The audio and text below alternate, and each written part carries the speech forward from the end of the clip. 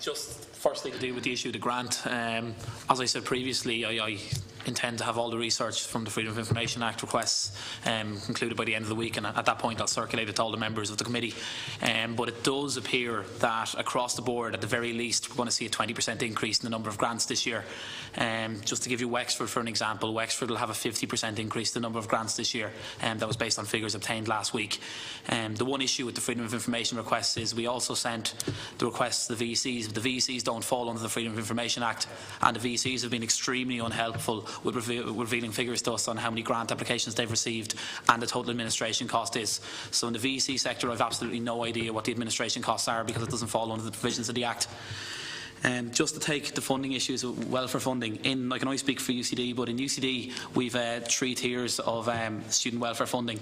There is the Student Assistance Fund, which is predominantly funded by the EU. That's for, as I said earlier, people who are having ongoing severe financial issues. So for the last number of years that's been at about €128,000. Then in UCD we have the Welfare Fund, which is funded through a number of mechanisms: local fundraising, money from the university, money from local businesses, money from charity nights, quiz nights. That deals with unforeseen circumstances such as funerals or anything of that nature that's unforeseen. That usually deals with €100, €200. The maximum amount of money that fund can give out is €500. But this year in UCD we've seen the need to bring in an emergency fund for money of up to €150 that we can give out straight away from the Students Union and the St Vincent de Paul, and that money is actually being funded by the St Vincent de Paul nationally. So every Tuesday or Thursday morning, I can't recall exactly which day it is, but students are able to come in and make an application for an emergency payment of up to €150, and that's a new thing we've had to introduce in UCD this year to try and help students out. As I said earlier, I've had a student in my office who couldn't afford to eat one day this year. We had the student who couldn't afford to get the bus to their exams. So that fund will deal with that, and that fund has been inundated with applications, as of all our funds. This year in UCD we've managed to put over €100,000 extra into the welfare fund, and that isn't going to go anywhere near enough to dealing with students with financial difficulties. To take the registration fee, I don't know if the committee is aware or not, but every student in the country pays a registration fee of €1,500, but on top of that, right across the board in most ITs and in most universities, there's also a student levy on top of that, where students have, because there's no money to fund student services correctly, students have decided that they need to build a gym, or they need to build a pool hall, or they need to build a common room, and to do that they've voted in a referendum to put an additional levy on top of their €1,500 registration fee. So when UCD students actually pay €1,650, in NUI Galway I know it's much more, it's over €1,700, and the same in UCC and right across the country. So it's not only the €1,500, there's extra money being paid on top of that for the levy. From the release of the accounts by both myself and UCD and the president of Trinity College Dublin Students Union last week, Conn O'Brien, we were invited by the Chief Executive of the HEA to a meeting last Monday, or Monday of this week. The registration fee is supposed to be governed by a framework of good practice which was set up in 1998, and this is supposed to set out how the student services charge is distributed. The student services charge is a colloquial name for the charge. It's actually a fee set up when the free fee scheme was introduced to offset the cost of student services, registration and examinations. So it was to make a contribution to that. That was the intention of the fee when it was initially set up, and to help with how this money would be spent, the HEA set up a framework for good practice in 1998. The HEA is periodically written to the universities to make sure this framework is still in place, and the universities have told them yes it is, but to be honest the universities have just come back with this comment because the university has gotten into routine where they don't want to review every year how this money is spent.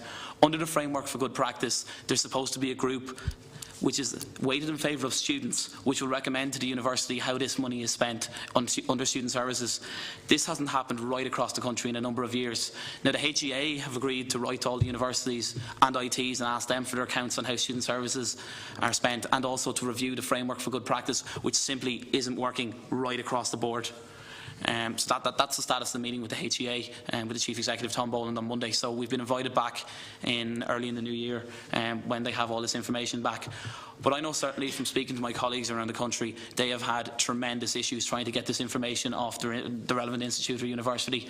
It's been cloak and dagger at every point right across the university just to try and find out how this student services charge is being spent. The other thing I will say is, as I said, the charge was set up to help make a contribution to registration, student services and examinations. Towards the end of last year, the HEA and the Irish Universities Association, the IUA, came to an agreement to allow library and IT, as well as the services and space costs associated with the library and IT, to be included and funded under the student services charge as well. Now, the state's supposed to pay for tuition. Without a library, you don't have a university, and if a library is not tuition and IT aren't tuition, I don't really know what tuition is. And if this is the case that for the €1,500 service charge, students are getting all these student services the government say we are, examinations, registration, and now library and IT, what exactly does the core grant cover anymore? I would suggest to the committee that students are getting appalling value for money, and the state is getting appalling value for money on the core grant now, because if, as the Minister says, the student services charge covers all these things, what exactly does the core grant cover? That's just something I thought I'd add in there at the end. In the past, students have been able to finance the registration fees, so the €1,500 this year, the €900 the year previous, through a number of methods. They've been able to get part-time jobs, or have worked throughout the summer, or they've gone to a bank loan and paid it off periodically. These part-time jobs simply don't exist anymore. Most of the students that I deal with now in UCD, none of them have part-time jobs. They can't get a bank loan. No bank will even talk to them. They've spoken to all the major commercial banks and the building societies. No one's willing to deal with them. So I don't know how we're expecting students to fund this €1,650 in UCD. And then to answer your point, Senator Keaveney, about the social events, it's become such an issue in UCD that student morale is at such a low level that the President of the University and myself last week established a task force to try and look into how we can improve student morale. Numbers in society has gone through the floor, numbers in sports clubs have gone through the floor, numbers involved in social outings have absolutely gone through the floor and plummeted this year. So it's not a nice place to be in university at the moment, or in IT.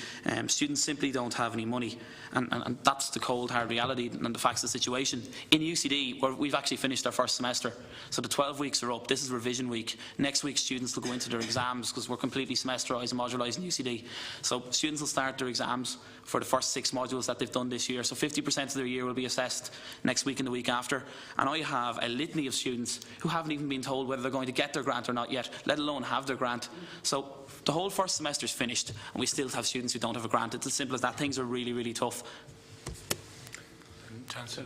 Just if I could just come in, I'm concerned about the students that are dropping out. The 40 to 50 that you are estimating are dropping out per week. Are they going to do their exams come Christmas? Probably not. That number has probably increased dramatically this week. I know certainly in my office I've had far more students than any other week telling me that they can't afford to live in Dublin anymore, that their landlord is threatening to evict them. Yeah, so that's my question. Yeah. Are they dropping out to go home but plan to come back and do the exam? No, it's just that I think we need to really condemn this practice of students not being let into libraries to study. I mean, these are our publicly funded universities and colleges. Getting a core grant from the state, whether it's enough or not is another issue. And these students were registered for college, yes, and now they're not being let in. This is appalling. And I understand that naturally enough, if I was a mother or a sibling of somebody who is living in a car or hasn't enough food to eat, I would say come home and study at home, but please go back and do your exams.